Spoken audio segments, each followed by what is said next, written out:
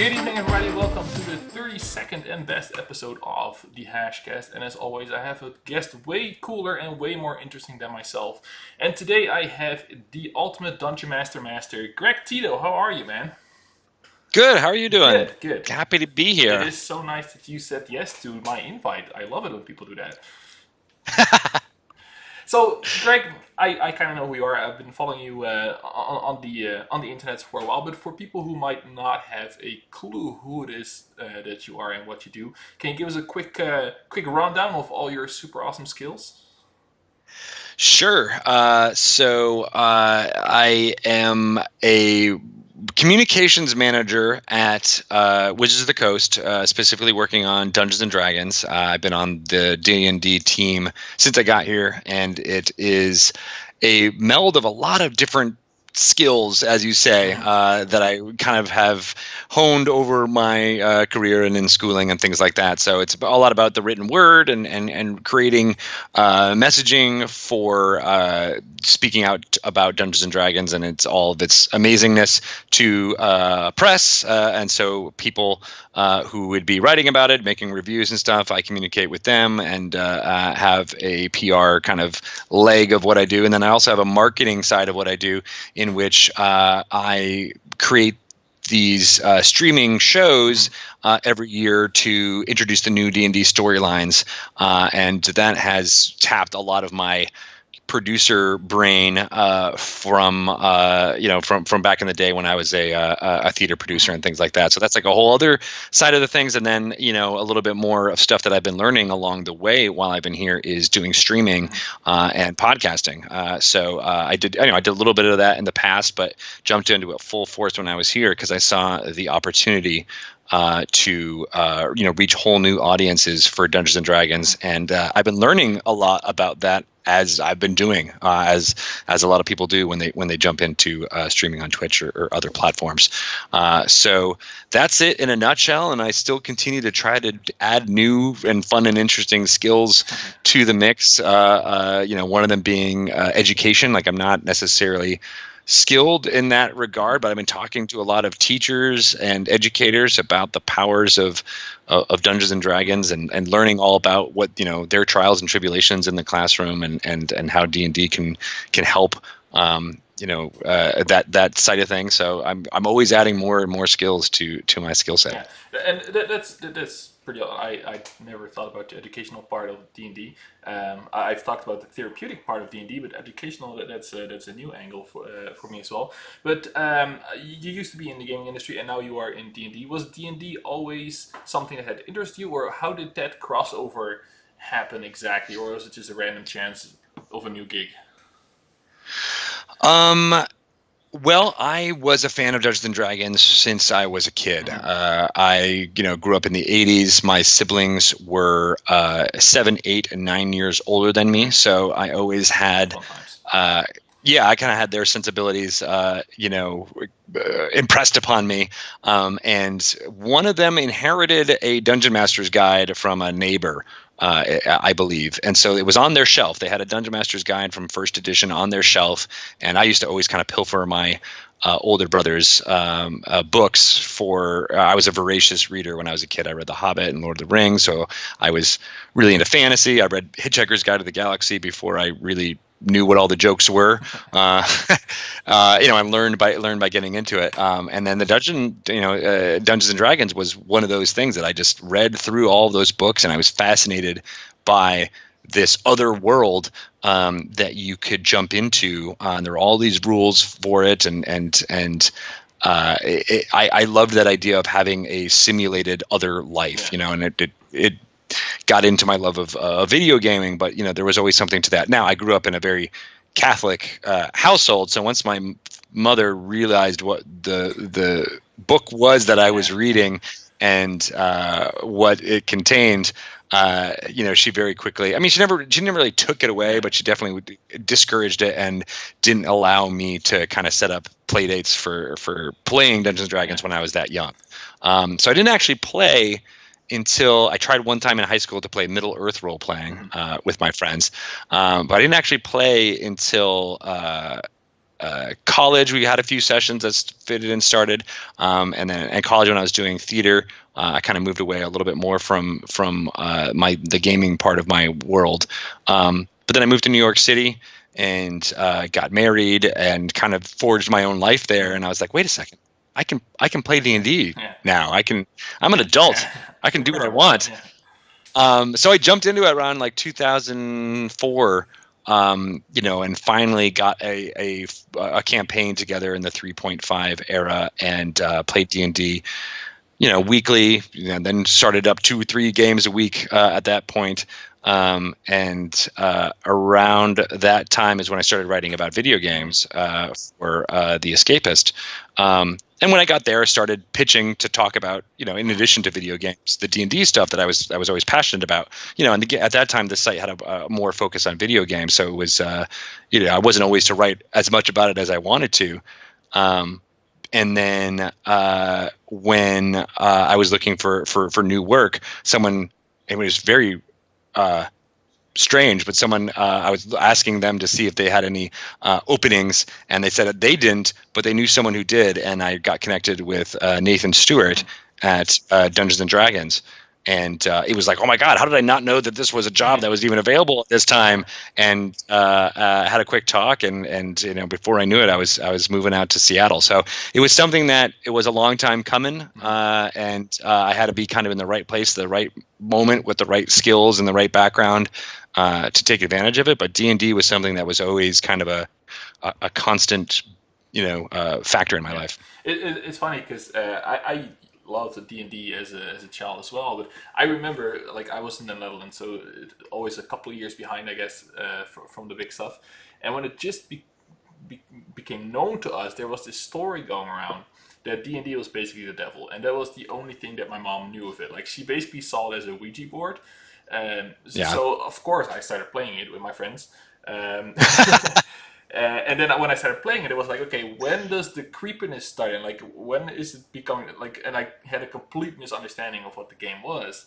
But I love it. It's so great. Like, it was perfect for a kid like me with a rich imagination. And like you said, like all the worlds open for you simultaneously almost. And then I got older and nobody wanted to play with me anymore, which is too bad. So it kind of like went out of mind for a long time, and then all of a sudden, it's like in the last couple of years, I'm watching the Game Traders guys do tabletop adventures back then, and I think that was the first time I saw people online streaming it, playing it, and I feel like after that it kind of boomed. Like, all of a sudden you have these TV shows and it's super popular.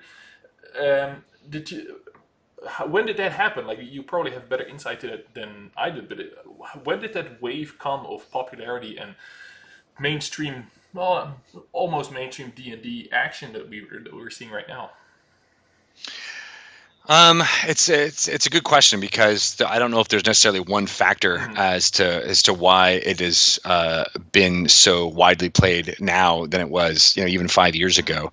But a couple of things happened. I think the 4th edition for the game came out in 2008, and it wasn't. It kind of fractured the audience a little bit. There were people who were really into it. Because it had a lot of amazing design in it, but it also got away from some of the core tenets of what D&D was for many of the people who enjoyed it from when they were young, like when they were played in the 80s and 90s. It moved away from some of the what you might call a sacred cow of those that type of style of play. So that was part of it. There was this like kind of almost backlash against it in the fan base itself. And then it was the Wizards of the Coast started developing the 5th edition of Dungeons and Dragons, and that was released in 2014. And it had a very public playtest with I think 175,000 participants in the playtest, giving feedback on monthly changes to the rules. So the D&D community got to shape 5th edition more so than any other edition, really. And so I think that was a part of it. It was that the team here took very seriously and created systems to get feedback digitally that were not even available to people back in, when they were making, even second edition, right? There was the idea to get like these surveys and really see like, okay, no, 70% of people liked this feature and 80%, didn't like this feature. And very clearly you can be like, all right, well, we gotta, that makes sense. If you're using good survey, questions and techniques, you kind of have to trust your statistics in that way. And so we were able to forge those leading up to the release of fifth edition. So then when that came out, a lot of the focus was on story and character, which in previous editions, a lot of the focus was on simulation and number crunching, and so with the focus more on narrative, that allowed people to jump into something that was also new around 2014, was streaming on Twitch. It was, people forget how that was pretty much a new thing, Yeah. that at that time. Yes, youngsters, it was new at some point. It was, right, and I think people loved what D&D 5th edition was able to do, and it made for really entertaining live streams because it blended this kind of two disciplines of storytelling and narrative that people love from Game of Thrones and watching the Peter Jackson Lord of the Rings movies and Harry Potter, that kind of episodic content with gaming. It's not, you don't know what's going to happen next. A roll of a die could change everything. So it didn't feel necessarily like those shows, and it didn't feel necessarily like a video game either. And so it was this new, kind of content, like improvised storytelling, and the prevalence of people playing it on Twitch and watching it on streaming platforms, I think, fed back into the machine because more people, even just yourself, you're like, oh, I had a complete misconception of what the game was. And I did too. I didn't really understand it either when I just was reading the books, in my room by myself, hiding from mom. I didn't really know what it was like until you actually played, right? But streaming made it a lot easier to grok, right? Like you could see like, oh, that's how that rule is used, and that's when you roll the dice, and this is how dungeon masters, make put decisions in front of players and make compelling resolutions, right? So I think people watching people play really contributed to more and more people wanting to try it for the first time, and then again that just kept on feeding the machine and making it happen. And in addition to that, making it easier to learn the rules by watching it, people were able to see folks like themselves play Dungeons and Dragons. So there was definitely a lot of white bearded males who played Dungeons and Dragons in the 80s and 90s. There were obviously a lot of women and people of color who played during that time too. But they weren't always the most visible. You didn't go to conventions and see this wide array of people from different backgrounds. You kind of saw one, and maybe there'd be a few exceptions, right? But with the prevalence of streaming and the ease at which people could jump into it, it allowed people to be like, oh, maybe this is for me. Like I thought it was just for, rich white kids in their basements. But no, I could play this too, just because that person is playing and that person looks like me. And this person who is, transgendered or come from a marginalized community, they're playing too. And they're enjoying it because they're able to interact with some of those themes, quite honestly. And so I think that open up Dungeons and Dragons to a whole new audience, and that's where a lot of the growth that you're seeing kind of comes from as well. And it feels like it's like a perfect time for it, like you said, with Game of Thrones being super popular, the Lord of the Rings, Hobbit movies, like it's this freedom of being a geek and a nerd nowadays, where you can just do whatever you want, and it feels like Dungeons and Dragons just fits right in, and then capitalize on something like streaming. It's hard to imagine when we were kids, like just aging myself, that would be such a big deal. But you mentioned a thing early in the intro that you're using this for education as well. And a couple of episodes ago, I think it was episode 12, I had Dr. B from the Take This organization there. Oh yeah. He does a clinical role and uses Dungeons Dragons to. That's just his show, but he uses Dungeons Dragons to help some youngsters with, learn social skills, and that is such a thing that I would have never imagined. But what is the educational angle? You said you're just starting it, so maybe you don't have a lot Well, to hope. it's not me that's doing it. Okay. Honestly, it's I'm learning from educators who have already jumped into it. Okay. So I had on my podcast Dragon Talk a teacher named Cade Wells about 2.5 years ago, Hmm. um, and he opened my eyes to it kind of for the first time because I was like, oh, people. I mean, similar to what we've been talking about in the 80s and 90s, teachers were not necessarily down with Dungeons and Dragons back then either.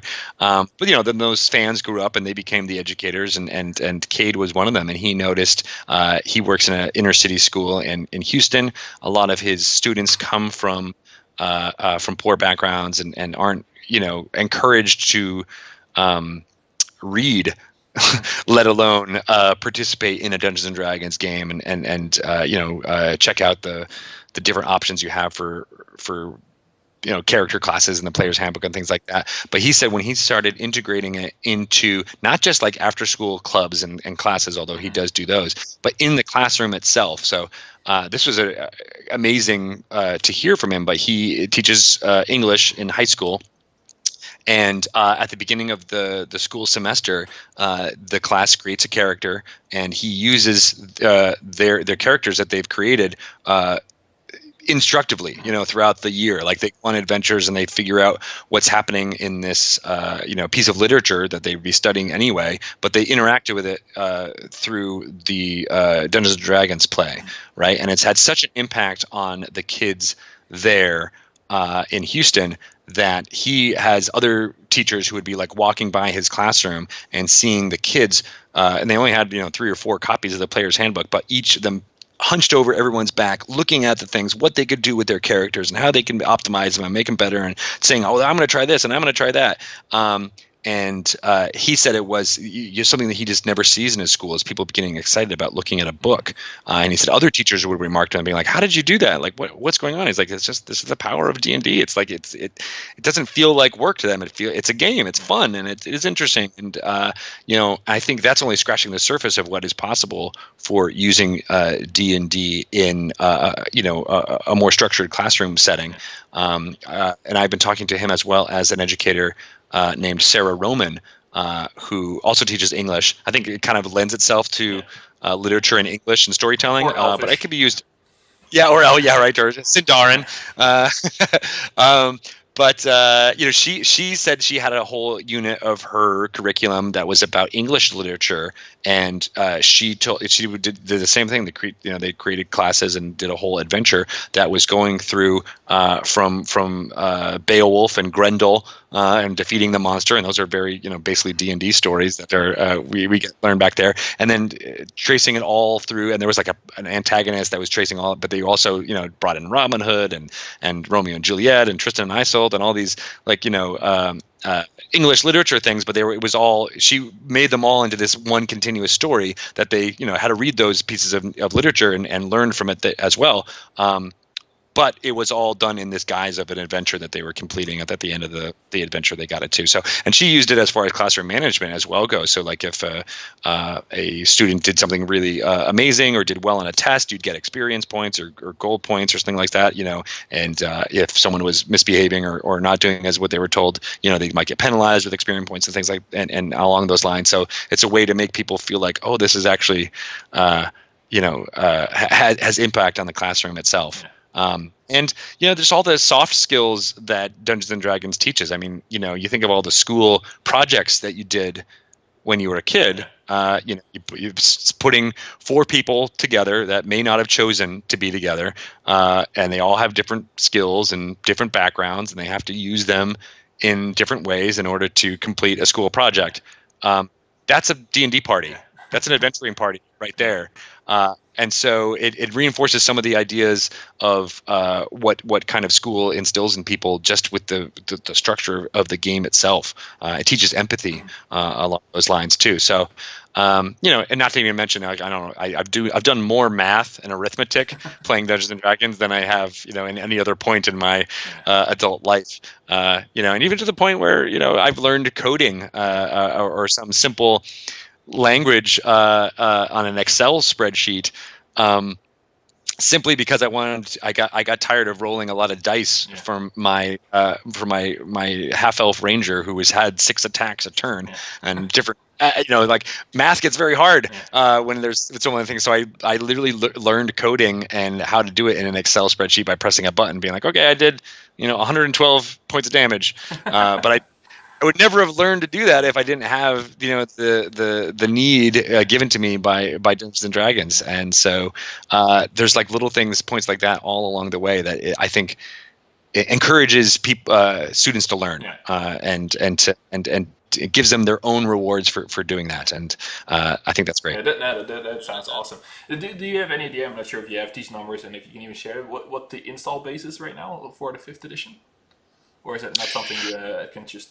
Well, we don't really talk about install base since that's a very digital gaming term. But we have been recently thinking about, it's been around since 1974. And so we have kind of recently thought it's also really hard to estimate who's playing Dungeons and Dragons, because there's metrics for digital gaming to be able to be like, oh, this many people have it installed, like you just said. There's no way to tell that for D&D because even if you buy a player's handbook, does that mean you're an active player? You don't need to have a player's handbook in order to play. So it's really hard to match. So we've only had kind of estimates. We've only been able to, it's between, this number and this number. And I've never been really satisfied when folks ask that question. But we just recently started using some of the survey data that I was mentioning before in our team here at Wizards to do players to date, rather than just saying, how many people are currently playing now. We're saying that Dungeons and Dragons has had 40 million players to date. That's pretty awesome. which is tons, and it's growing perhaps even more.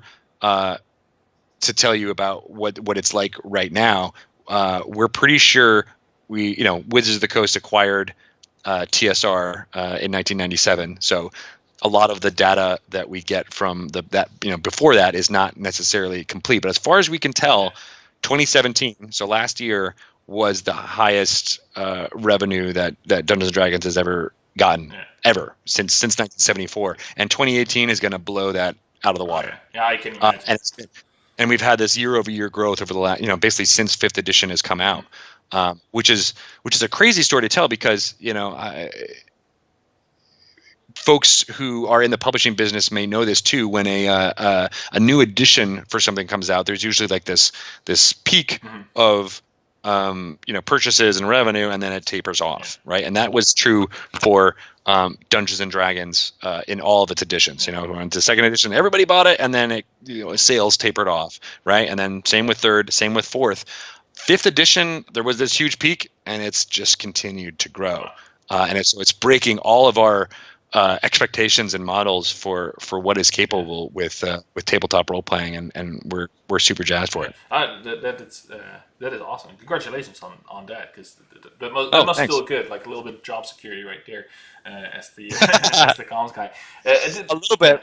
I wish I could take all the credit for it, but it really isn't. I think it has to do with most of the factors that I was mentioning there too. And the other one that I don't know. I can't prove this, but I think it has a lot to do with the political situation here in North America. I think a lot of people are drawn to being a hero right now. And I think that's just another factor that we could never actually, say there's a one-to-one correlation. But I think that also is contributing to a lot of people wanting to jump into this game. I can imagine that. You know what? This is completely sidetracked for me, but I miss the times where we could be like real heroes. Because nowadays everything is always like the gray areas and the anti-heroes. I miss the times where everybody was just playing a paladin and saved the world. I do too. I do too, and so much so that we end up doing a show this fall on the D&D Twitch channel, so twitch.tv/DND, called Clerical Error. And the whole premise of that show was I want to do something where they're all good characters. They're not anti-heroes at all. They all want to do good, and we eventually went a little bit more comedy based. Yeah. So we were all members of the Dung Sweepers Guild in Waterdeep, trying to create green spaces in the city by using the dung and trying to create more beautiful living for everyone else. But that was in response to what I was seeing too, of a lot of like, oh, I mean, I love Deadpool and Guardians of the Galaxy and those as much as anybody else, but for Dungeons and Dragons, that there is something really great about just I'm a good guy. And that's the beauty of it, right? Literally everything is possible. Yeah. The more I talk to you, the more I want to play again. But like I said, I haven't played in Yeah. forever. The last time I played was at PAX East last year, when What's Good Games did a quick session with an hour where I got to sneak in. But Nice. it's almost Christmas season, so I'll give you an opportunity to plug away here. Like someone like me, it's now probably easier more than ever to find like a group online to play that. Like, what would be the absolute starter kit that I would need if I want to just find a couple of friends and start playing this online? Well, I mean, specifically online, there's a few ways to play. There is obviously, video conferencing makes it a lot easier to do that than it did even, 5 years ago. But there are a few virtual tabletops. I'd recommend Roll20 is a way to play Dungeons and Dragons online. It takes care of a lot of the dice rolling, and you can move around your counters and stuff, so it feels like you have an actual tabletop display in front of you. You can also just use it as a dungeon master, and kind of keep track of some of the math and track it that way, even when you're doing an analog, non-digital game. But and there's purchases you can make on there, but I think Fantasy Grounds is also another one. It's a little bit more customizable. So as someone who is much more into creating their own experience and is keen into reading and watching manuals about how to tweak it to your content, I think Fantasy Grounds is better for you in that regard. But D&D Beyond is another digital tool that I don't make characters with pen and paper anymore. I love D&D Beyond. It has all of the rules that you need to play very easily. It presents it in a way I think that is potentially, I mean, obviously there's nothing better than having a book and opening it up and getting that new book smell and reading it that way. But the way they present how to create a character in D&D Beyond is fantastic. It just kind of guides you along the way. You don't have to read up all the rules. If you click on something, you can obviously get more detail and learn everything you need to learn.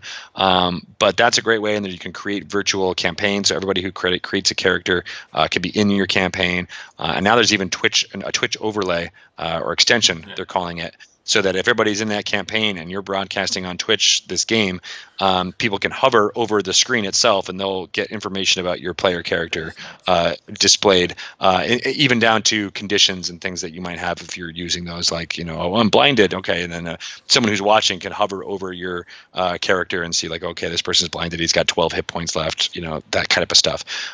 So they're doing a really great job. D&D Beyond is at integrating people who play face-to-face as well as people who play digitally online.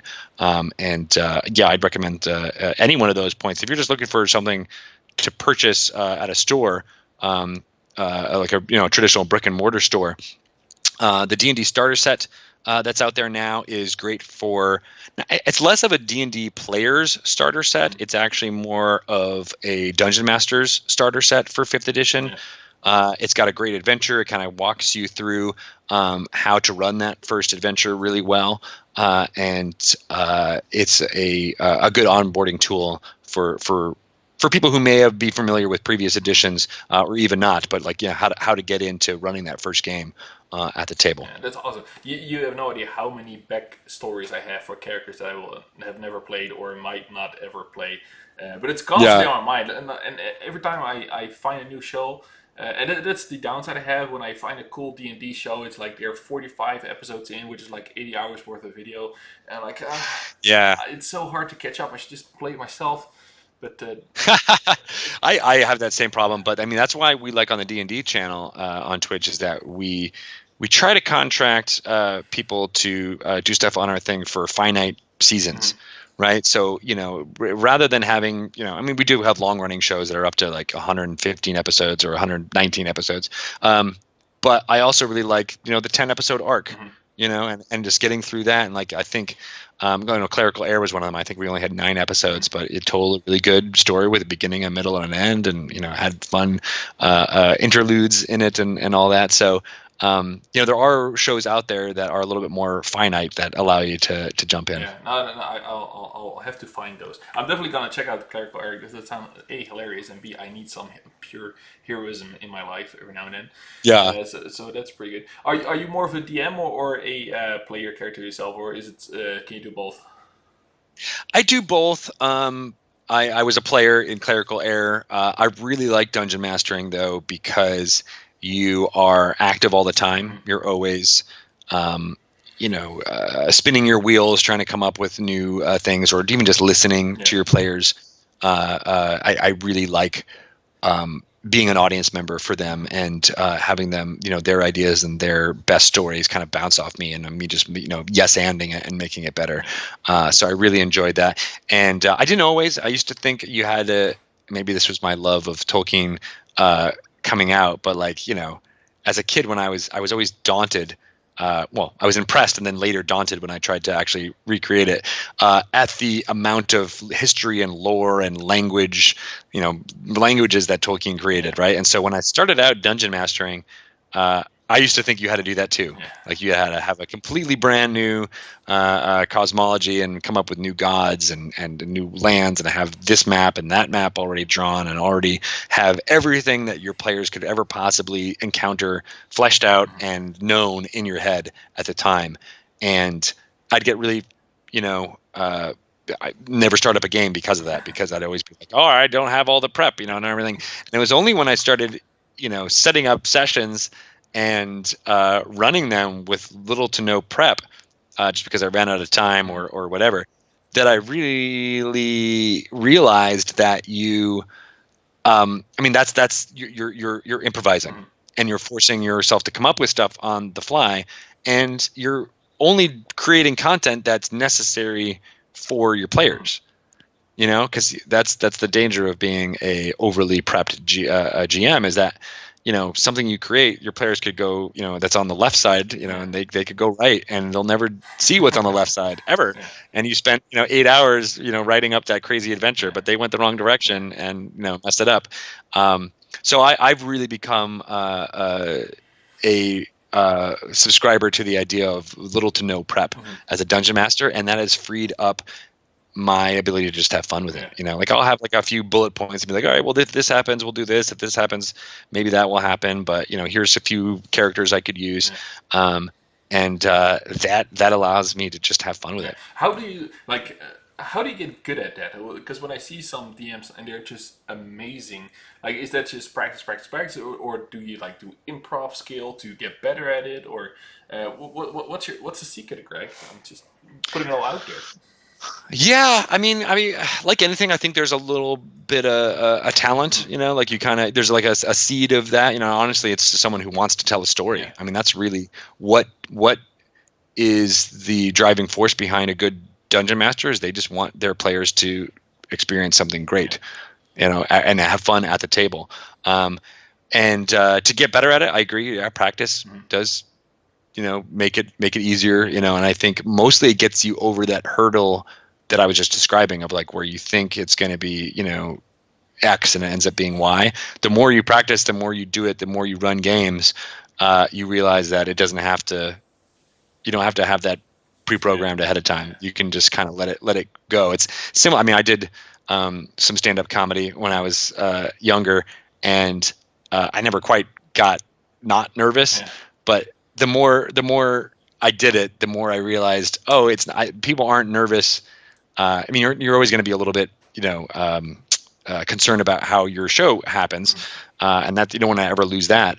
But the folks who have been doing it longer just know that, like, hey, over average, I have a good audiences. You're going to have bad ones. You're going to have, some awesome ones. But overall, you're going to, that I'm good at what I do. And I think that's true for dungeon mastering too. Is like the more times you do it, you realize, all right, well, maybe that session could have been improved, or I would have wished I had done this differently. And then over time, that average skill level just goes up more and more and more. But I do think that having some improv. I don't think you necessarily have to take an improv class or anything like that, but just understand what improv is. Watch some videos on how to, more specifically Dungeon Master. I mean, that's one of the amazing things about all of the breadth of video content that's out there now, is that there's tons of people who are, very happy to, create videos about what makes them awesome. And you can learn from that really, really a lot of great things. And there's different styles that you can gel onto.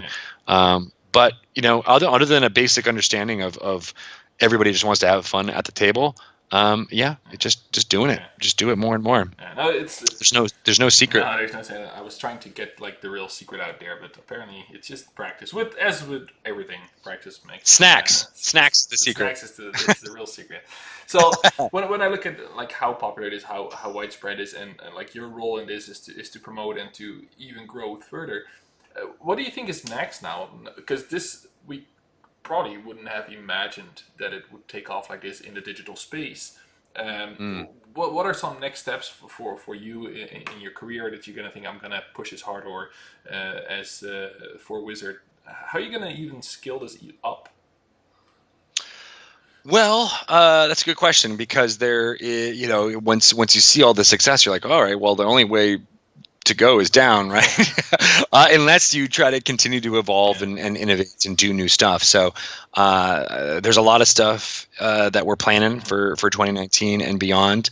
A lot of it has to do with some stuff we've already talked about, which is involving younger people in it. I think education is one way. I've been working, like I said, we're working educators, but I wonder if, like, what if there was a curriculum or a product or something that we could actually, make available to school districts to kind of buy into this as a system of how to improve education.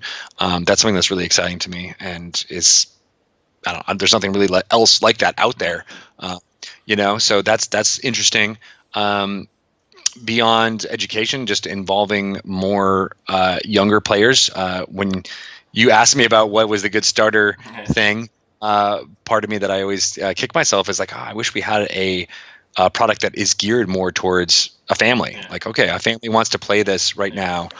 I would love to play with my kid if she's a little right. older, and some other smaller, Kickstarters and other game companies have kind of filled that niche pretty well. And I think it would just be a home run if D&D was able to be like, okay, here's the thing you buy to play with your 7-year-old, or here's the thing to, if and it doesn't necessarily have to be just for 7-year-olds. I think that's what's cool about Dungeons and Dragons. It can span a breadth of stuff. We've done there's some new products out this fall, like Dungeon Mayhem is a card game that is very Dungeons and Dragons adjacent. It's a kind of a competitive game, but it's very fun and has bright, vivid colors. So that's one leg of trying to get younger folks interested in what is all about. And there's 2 books, the ABCs and 1, 2, 3s of D&D, which have really great vibrant art that brings in. And I'm sure from reading to your kids that there's books that you as the father want to read, and there's books that you just I don't really want to read this one kind of sucks. So I like that D&D now has books that I'm like, I want to read these to my kids, because it's got the rhyming couplets, it's fun to perform, and the art is super evocative, and gets them introduced to some of the concepts there. So I think having a product that was aimed directly at gaming with kids and families would be a real home run. And then also, it's been a long time since there was a true, D&D video game. I think a lot of people interacted with Dungeons and Dragons by playing Baldur's Gate in the late 90s there, and Icewind Dale, and Neverwinter Nights. And there is an awesome MMO out there, Neverwinter, that kind of follows some of those footsteps.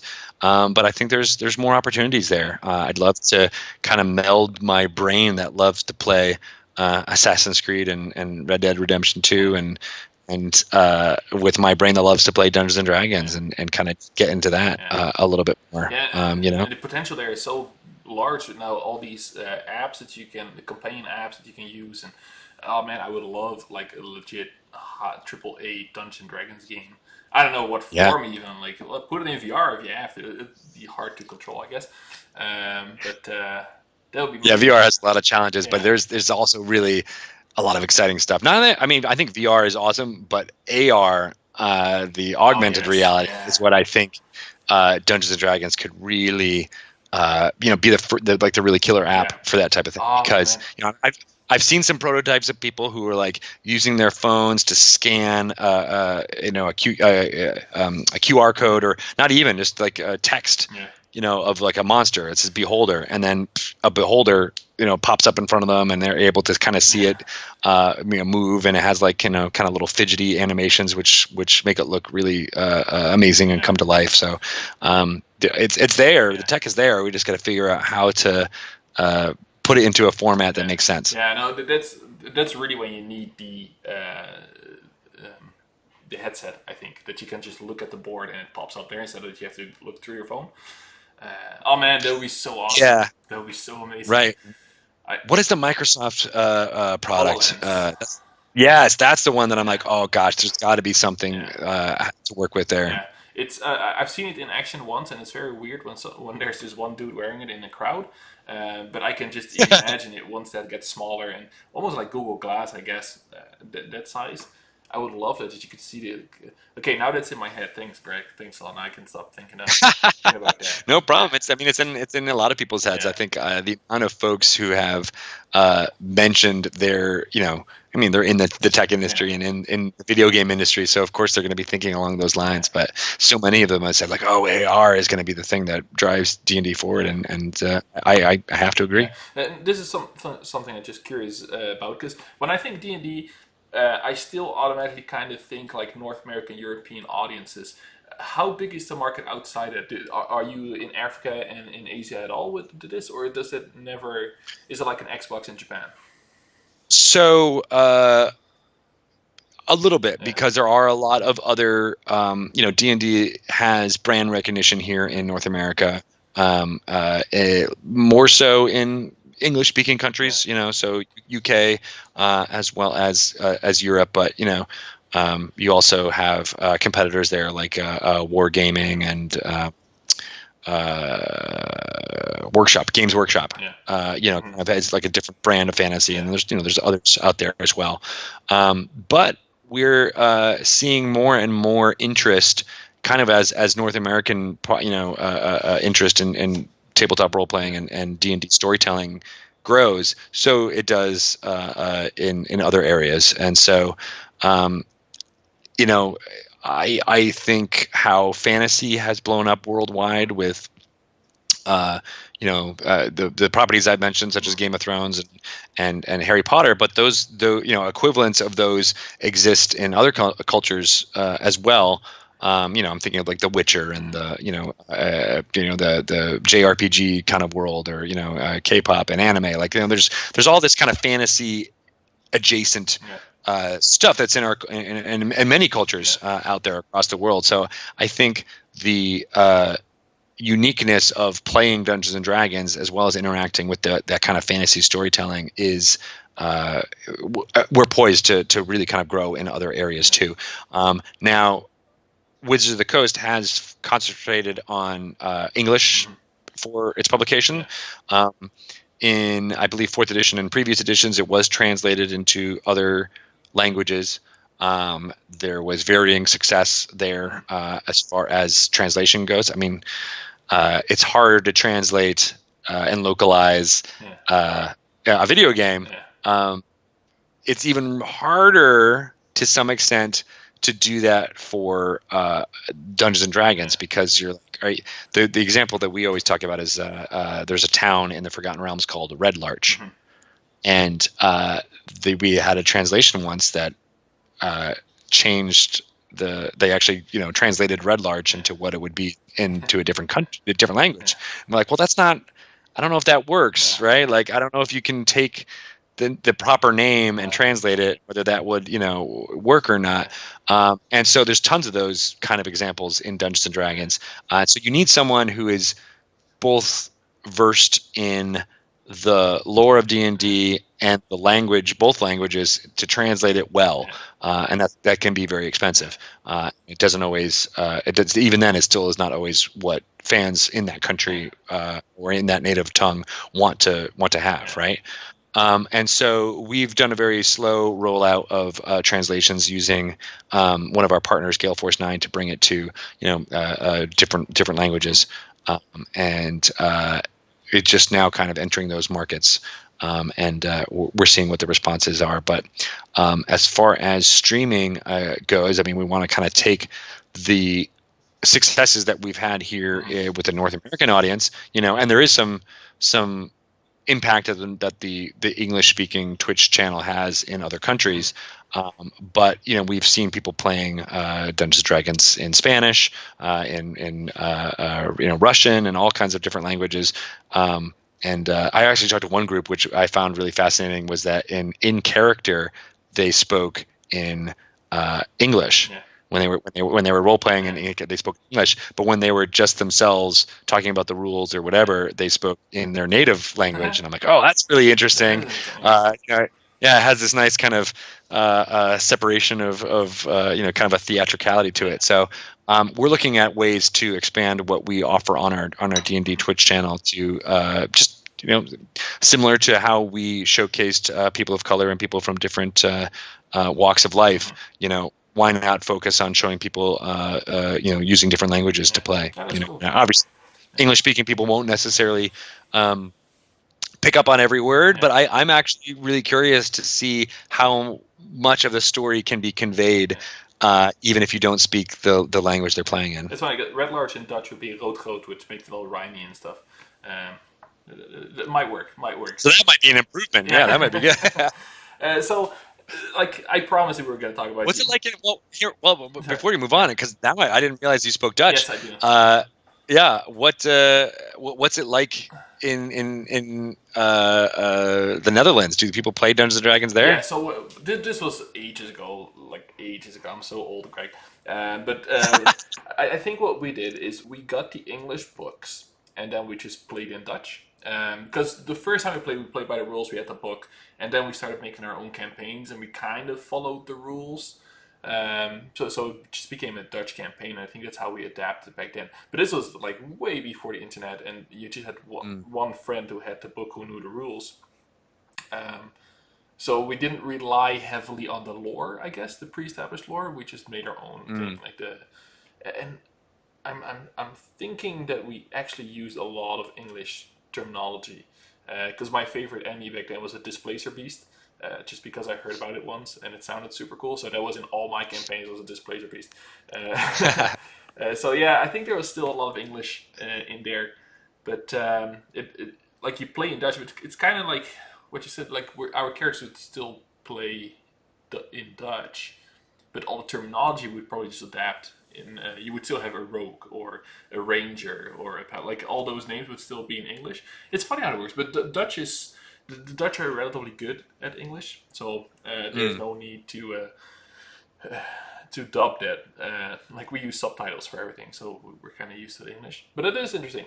Like you fired my own question back at me, and now I'm all confused about how did.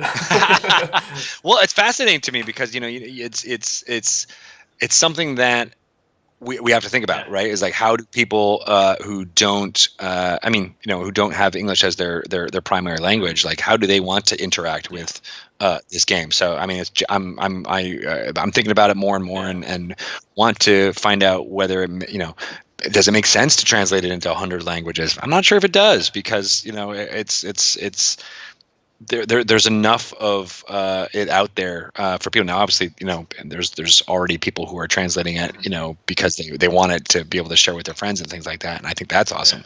But yeah, no, it's super interesting. And I also love how it kind of is part of the D&D game too. Like, what language do you speak, and how do you can't talk to that goblin because you don't know his language, and there's parts of that in, how do you get Dungeons and Dragons out to people who speak different languages? It's fascinating to me. No, my biggest revelation was after 20 years that I finally understood what a kobold looked like. I always thought they looked like little goblins, but they're like more like doggish. And I didn't know until I saw a book, like when in my adult life, I was like, oh, that's what they look like. Oh And no! that is, Well, I hate to yeah. tell you, but they've Oh changed. boy. Kobolds are one of Yeah. the hardest thing to nail down. Yeah. I think at one point they were, as you were saying, I think they actually were depicted as Yeah. goblins, or very similar looking to goblins early Yeah. on. So that's probably why Okay. you had that first Okay. Good. conception. Okay. Then they moved to Yeah. dogs as the basis in, I think, second Yeah. edition artwork. And then in third edition, they are draconic. Okay. They are actually, that's why they're almost always with dragons in their, defending the dragon lair, is because they were lumped in as being part of that whole kind of bloodline, right? So they're actually, instead of dogs, they're more dragon-like in their faces. So it's morphed over time. So who knows what goblin artwork Yeah. it was inspiring to different people. Yeah. They look different to different I folks. clearly just need to buy the book. That's what I need to do. The art book and the rule book. Just so I get this straight next time I have a D&D. Yeah, well, I mean, if people are interested in Dungeons and Dragons and don't have, the breadth of fandom that we've had, one thing came out this year called Art and Arcana, which is an art book, but they called it a visual history book, and I think that's a really good descriptor of it, because it takes the artwork from when the game was being designed in Wisconsin, and what first conceptions of some of those monsters look like, down to they discovered some of the initial sketches that the artist wrote of like a beholder, and what the first kind of conception was, with notes on it from Gary Gygax, like, no, it doesn't look like that, like that type of stuff, and then traces all of that visual look to now. And it's fascinating, not only by with the art that appeared in the books or appeared in the novels at the time, but the advertising materials, like things that were in a magazine that was talking about it. And so you see the different fonts, you see the tracing of culture, really, how it shifted from the 70s to the 80s to the 90s to now, as well as video games, and how that the visual look of those changed and morphed how people look at it. So it's a really fascinating book. It traces more than 40 years of history, and it's like really paging through this entire game and this entire fandom. So if people are, and it's just a great coffee table book too. So it's a great gift to give to folks who are already fans, but I think it's also really interesting for people who like just little artifacts of culture. It's funny. I also have to admit that a lot of my knowledge comes from the cartoon Dungeons and Dragons. Remember that? Yeah. There's people listening that have no idea what I'm talking about. But that show was amazing when I was a kid. Oh, it was great. It went through. I mean, I love the idea, and I think in some ways, this is where a lot of Dungeons and Dragons movies have fallen flat, was because they were always in the world. Yeah. And you're like, I think there was something great about that cartoon. And you're right, people may not know. So look it up, folks. There was a Dungeons and Dragons cartoon in the 80s, in the era of He-Man and G.I. Joe and Transformers, like those first runs, Saturday morning cartoons. So it's got that look and feel. But they were kids in our world, and they went through a roller coaster and ended up in a fantasy world, and they were stuck there. I think that core idea is something that I think you can't really separate from Dungeons and Dragons. Like, there is a game that's being played around a table with your friends, and all the relationships of everyone at that table, and then there's this other sub-story and sub-reality that's happening in the fantasy world that you're all imagining and coming up in your head. And I think that cartoon is the only piece of D&D dramatic representation that I think really nailed that. I'm always a little nervous when I say, like, oh yeah, you should check out this cartoon from the 80s, because you never know how well it aged sometimes. But I think this was relatively safe. Excellent representation in there. I'm not sure if they did it well. But anyway, yeah, check it out. It was a good cartoon if you can catch it.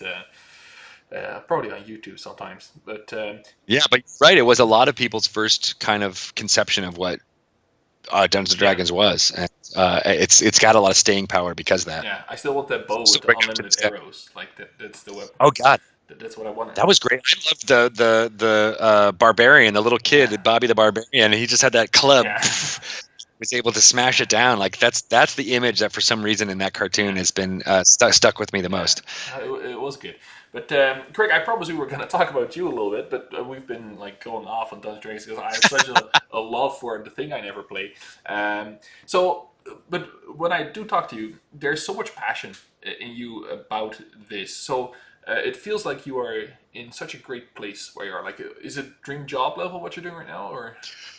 Yeah, yeah, it really is. I mean, I mentioned a little bit how I was made theater in New York in the early 2000s, and I was, I had some day jobs and things kind of making it work.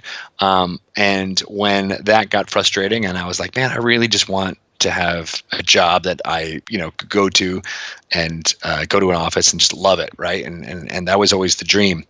Um, and I remember one point I sat down with my wife and we are like, let's like really figure out like where would be what would be that place, right?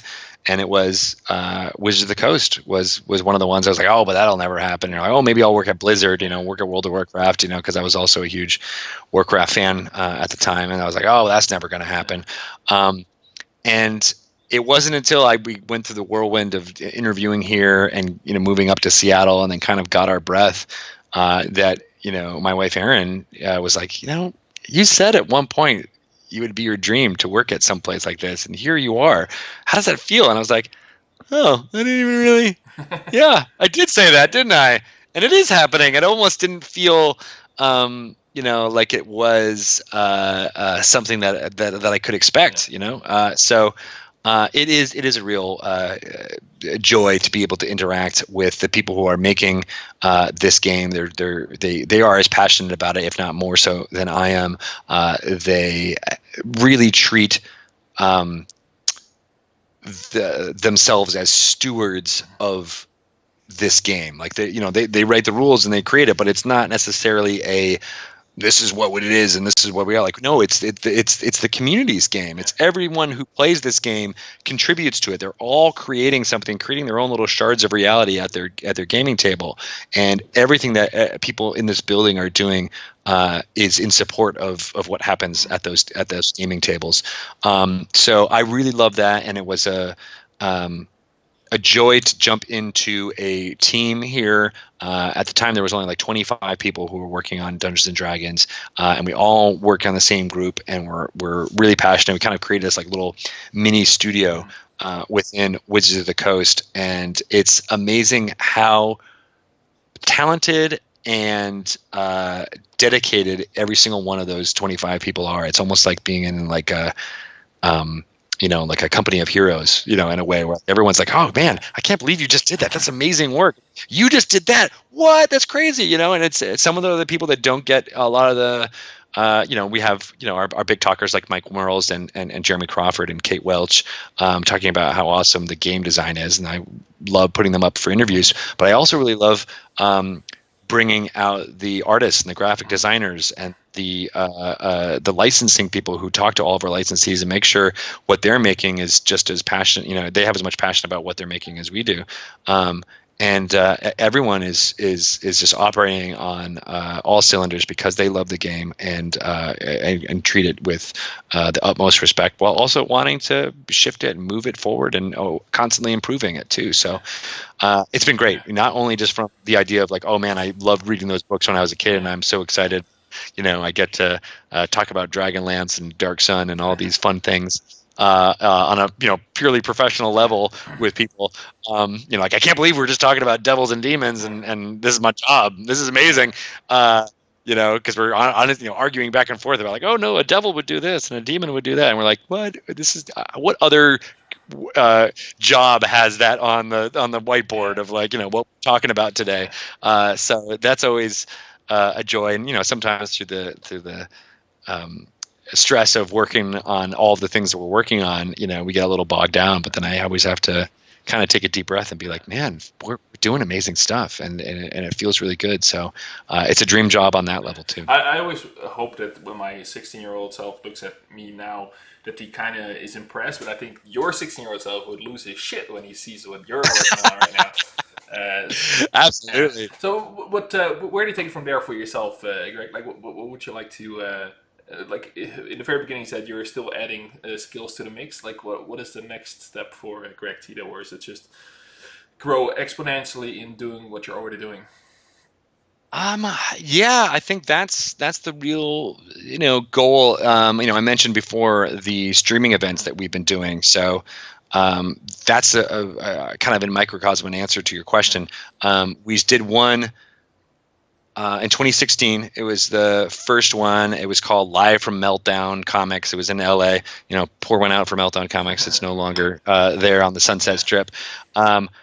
But it was this kind of a prototype of a PR slash marketing event, and it was one of the first ones I kind of was jumping in to do, and it was all right. I didn't do everything I wanted it to do, and then the next year we did something called the Stream of Annihilation, where we introduced the Tomb of Annihilation storyline, and we brought more people in, and that's where we brought in like Matt Mercer and all these other folks to for the first time had all these streamers in one event, and then this. Most recent year we did Stream of Many Eyes, where we built out an entire set of Waterdeep, and so that's where I really got to bring in a lot of my theater skills, because I was like, oh no, we're basically designing a set and putting on a play, but it's D&D, and we're making props, we're hiring people to come in costumes, making costumes, and it hit on all those levels of like, oh my god, we're making a show, and it's marketing, and it's PR, and it's community building, because everybody. I mean, there was 150 people who were kind of working on that show in the background. Every single one of them to a T was like, I can't believe that there's so much happiness here. Like everyone has been beaming just to be a part of this event, and that something was super gratifying. I myself, when I put together that event, I had no idea how amazing it was going to be. We had to get there was like fighting and all these stuff happening. I was in tears. I literally, when I saw it happen, I was like, I can't believe that this vision that I had is now real. I cried. I went into a corner and just was like, I just need to sob here for a little while, because I was just kind of overwhelmed with that. Right. So there was this growth, and I'm thinking for next year's event, there's going to be even more. What we're planning is crazy, and it's going to grow even more.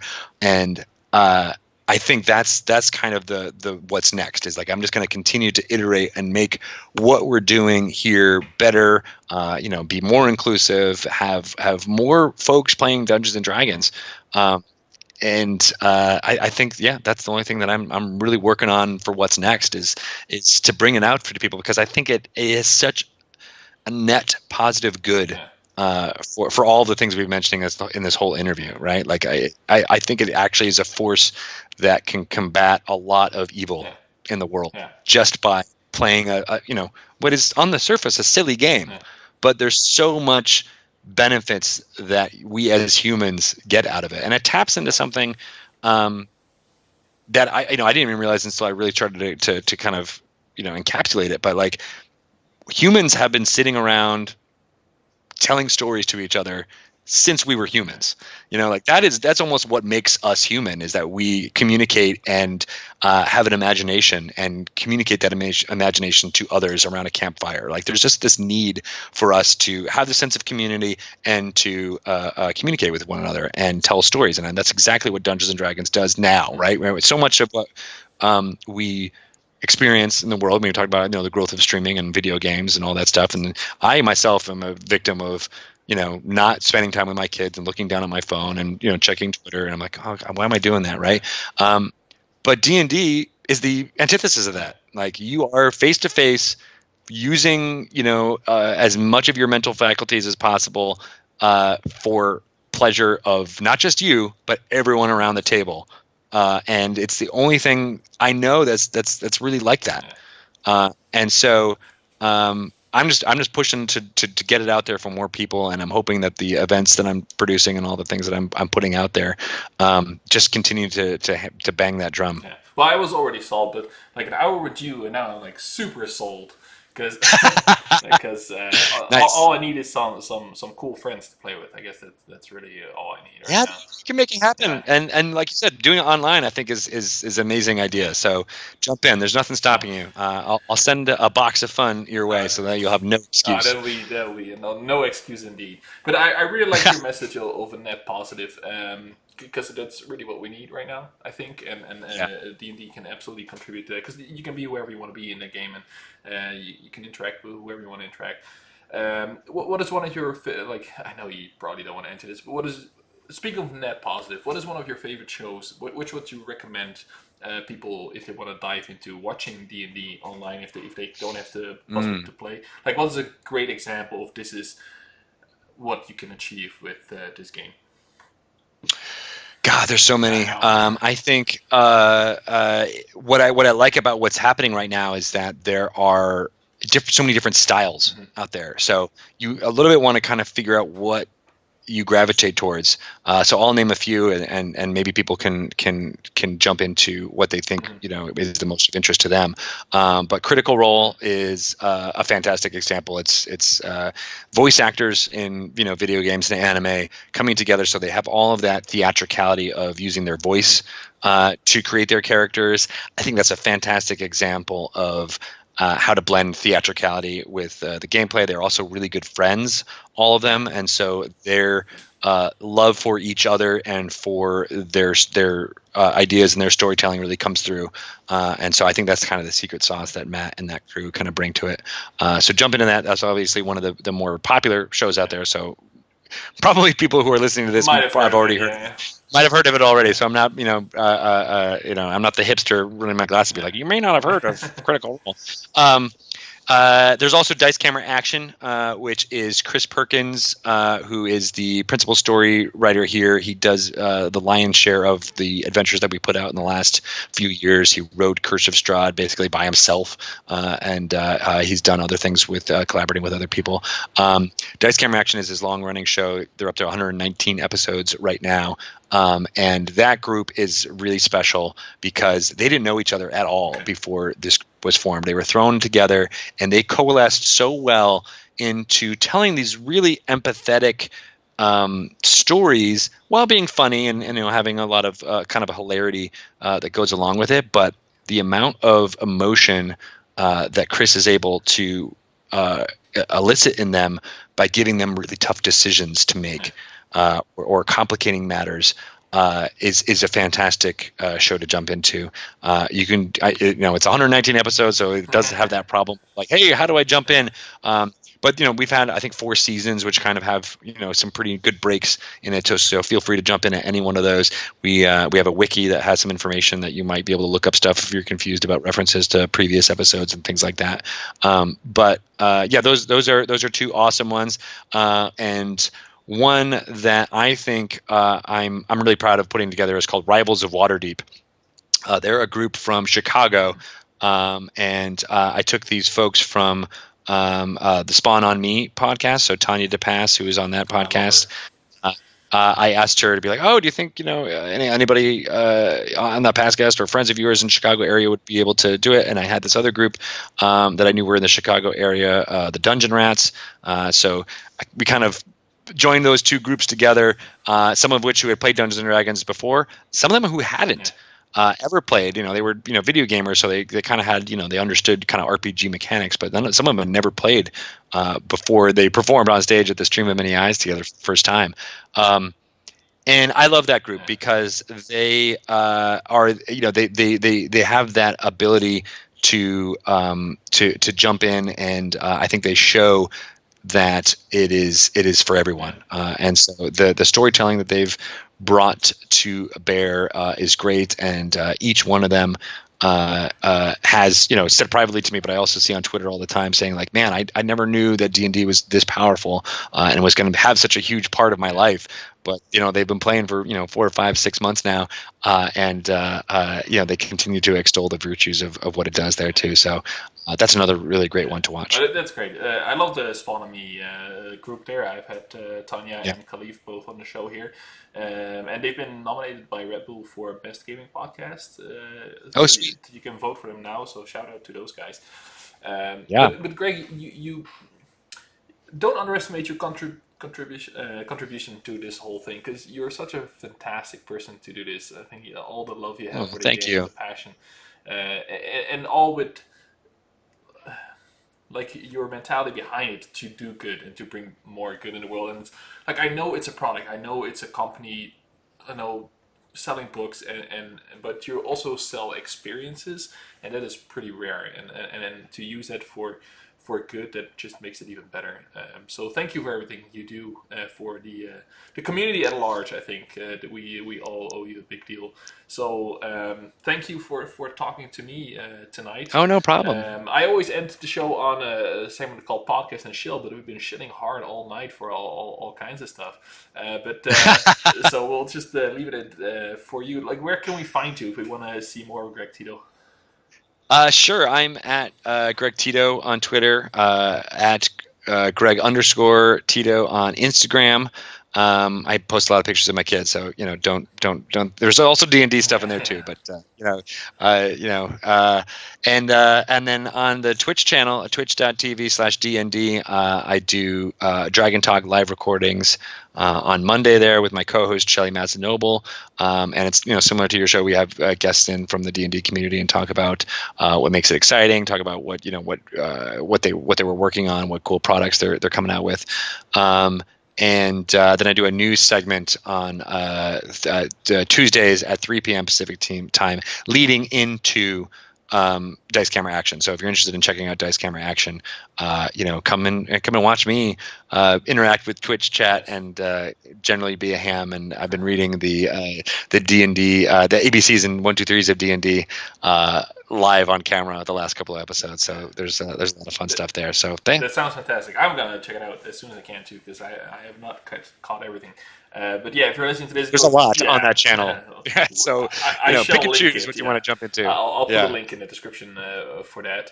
Awesome. That's fantastic. So everybody, you just go check it out. Like, if you're listening to this, you probably either have an interest in Greg's work or D&D in general, so you can't miss out on that one.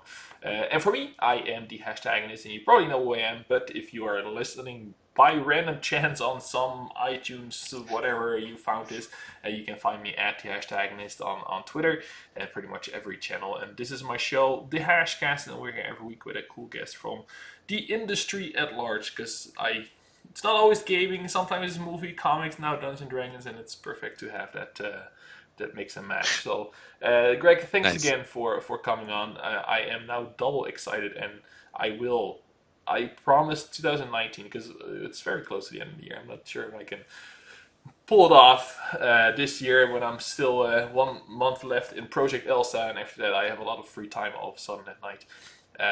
I will make this work. So you have rekindled jump into the it, man. fire. You have rekindled the fire that has been burning for like years, and now I'm gonna seize it. I'm gonna seize it and have a game. I'm sure I can find a couple of people who will play with me. So, and if you're still listening, because I keep rambling on, because I love talking to Greg, thank you for listening, and we'll hopefully see you again next week. Have a good night. Awesome.